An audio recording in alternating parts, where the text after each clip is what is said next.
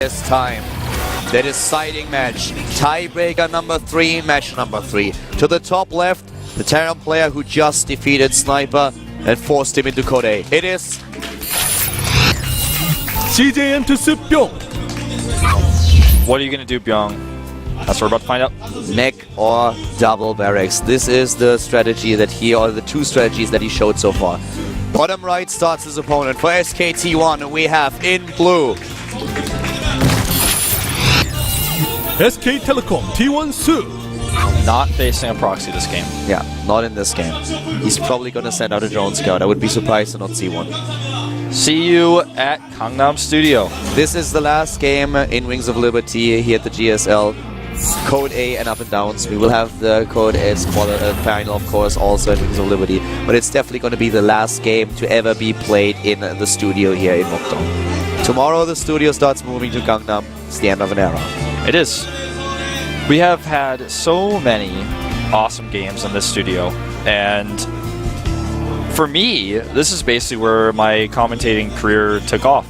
I remember sitting down here for the first time, casting with Moltrap a long time ago, and even though the studio will no longer cast, no one will cast Starcraft here, it's just going to become, I guess, normally a second floor of a high school.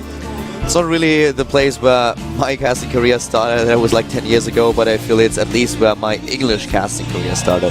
Yeah. Mine didn't start here, I guess, either, but it took off. It became Well, I guess the first event that I ever did in English was actually the Copenhagen Games, like a long time ago. But yeah, basically it just took off. Yeah, and here's what we're going to see here. The command center does not get scouted from Su. He's like, oh, barracks, okay.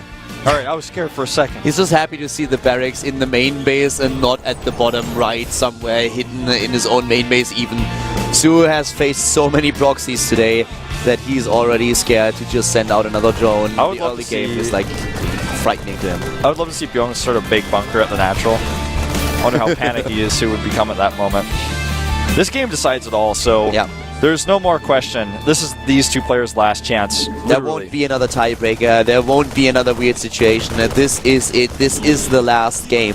If you just tuned in, the situation in the group is we have Flying advancing as the first spot in the group. We are trying to find out now who takes the second and the third spot.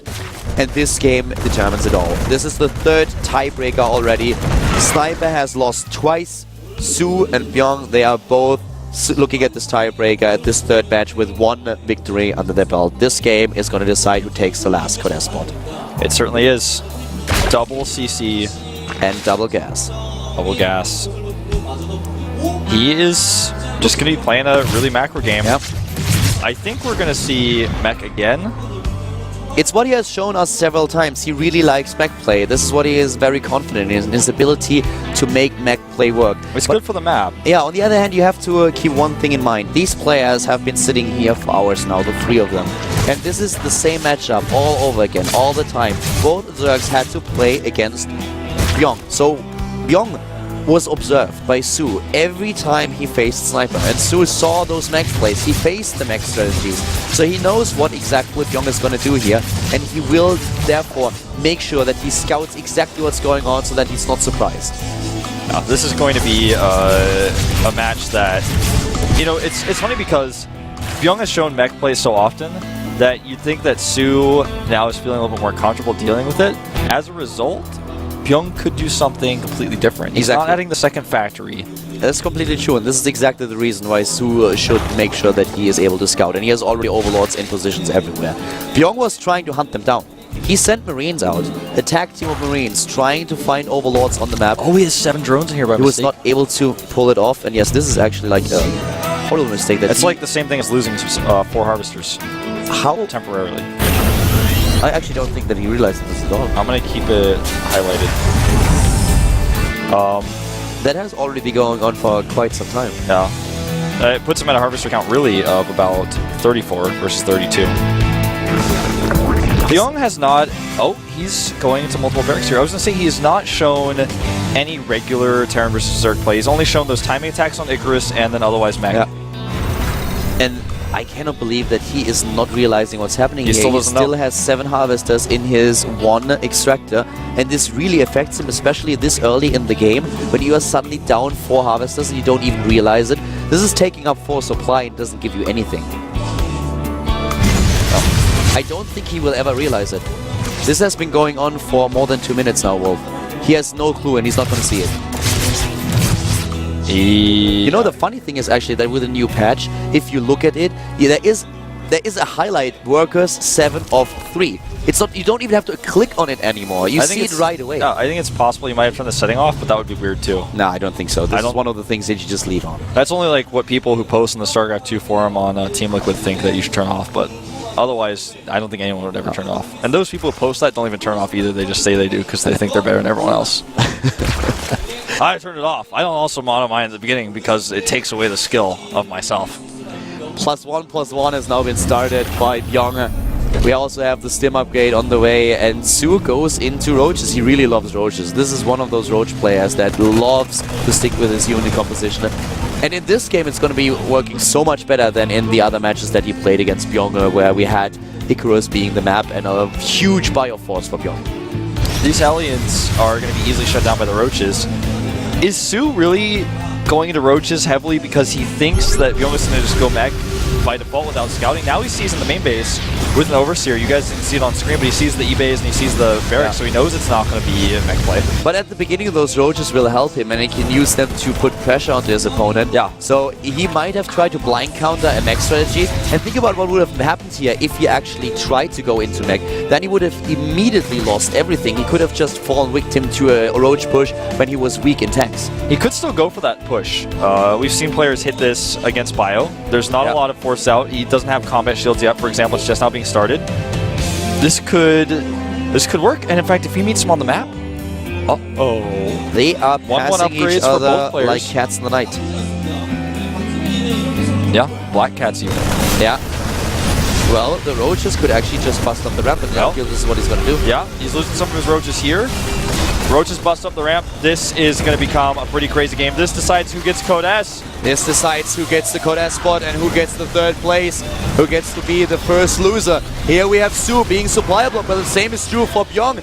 Just finishes supply depot, but still supply blocked. The Roach Force at the bottom right is trying to take down those bio units. I think he should hide a Baneling Nest at his 3rd and try to get a Banelings out. Top left, the Harvesters are being killed. Su has still more supply. He's taking out these units with his drones. It looks like he may have enough. Su is going Bbyong crazy is in trouble. He's camping the production facilities of Bbyong here. Too many SCVs are falling. I think this may finally decide everything. Bbyong is down to 55 supply. Su is 135. He still has a lot of Harvesters.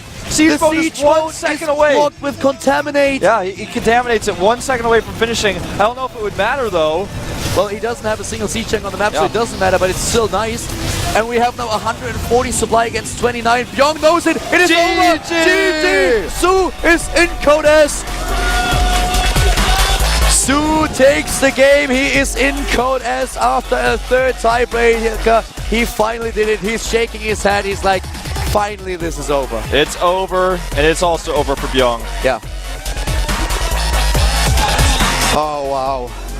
Well, Bbyong will maybe have a shot at a wild card, but that is all he'll have. At 9 o'clock today, we have finished. We finished the group at 9 o'clock. 2.5 hours later, we are done with the 3 tiebreakers. It's over. The last game.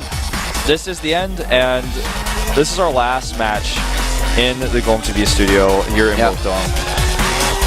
The last game for us in Wings of Liberty, the last game for us in this studio. Take a good look at what's behind us, because this is something that you will never see again. There we have the Code S player, Su and Flying. They advance to Code S out of Group E. Rain got a direct invite to Code S, so technically 3 players of the group are advancing. But yeah, congratulations to Su. He is the one with the nerves of steel, the ones who is able to pull this off today. Let's take a look at today's match results so you guys can see how we got into this tiebreaker to start with. Sniper is 3rd place in the group. Flying and Bbyong. No, actually, sorry. Sniper and I'm having everything wrong here after such a long night. Sniper and Bbyong are the two that go straight to Code A. Flying and Sue are in Code S, and Bbyong, being the third place in the group, has another chance if there is going to be a wildcard group, which we still don't know. Yeah, we do not know just yet, but that does it for the Code S spots. I think we're going to see a distribution. Yeah, here we go. Yep. Distribution now. Pross is making up 7, Terran 9, and Zerg 15. Yep, Zerg nearly having a 50% ratio of the players in Code S so far. A little bit crazy here, that's for sure, but today we had Protoss players, Terran players. Oh, we had a Protoss player technically advanced with Rain, then we had Flying take first spot. Here we have the information about the GSL Code S finals, which are going to take place at Saturday. Yep, Symbol versus Roro. And this is going to be quite exciting. It's going to be 1 hour earlier than normal time at 5:10 p.m. Yep. If you're in Seoul, go to Gwangjin-gu, go to the Axe Hall, and that's where you're going to find the finals venue. It's also, as far as I understand it, going to be where the launch party is. Yep. What's going to happen now today, at least for us, well, you're going to head over to the airport, to Airport City, because you're going to Hong Kong tomorrow. What's going to happen for the rest of us here at the studio, the GSL has basically decided, Mr. Bay has decided that he's going to take all of us out to dinner. This means the entire audience that is here and also the production team is going to head out now to one of the restaurants and share a meal. This is kind of the end of an era, the end of the studio in Mukdong. Tomorrow we are moving to Gangnam. The next time that you see us in a studio environment will be in Heart of the Swarm, will be in the Gangnam studio. It has been a pleasure. It really has. Really good run. It's a good run here at the studio. I'm sad to be leaving. We're getting a little bit nostalgic here. Yeah, it's really weird. But I guess we're going to sign off in these chairs, with this desk, with this clock, with these computers, with that camera, with those lights, and even these things. We have to say goodbye to these things that always fall over. That killed me like 5 times already in my casting career here. I guess they're going to bring the camera. I hope they shred this. I don't hope that I have to deal with this in Heart of the Swarm. Guys, it has been fun. It has been a long night. I really hope that you enjoyed the games and enjoyed the cast. We're going to see you next time in Gangnam with Heart of the Swarm. Bye-bye.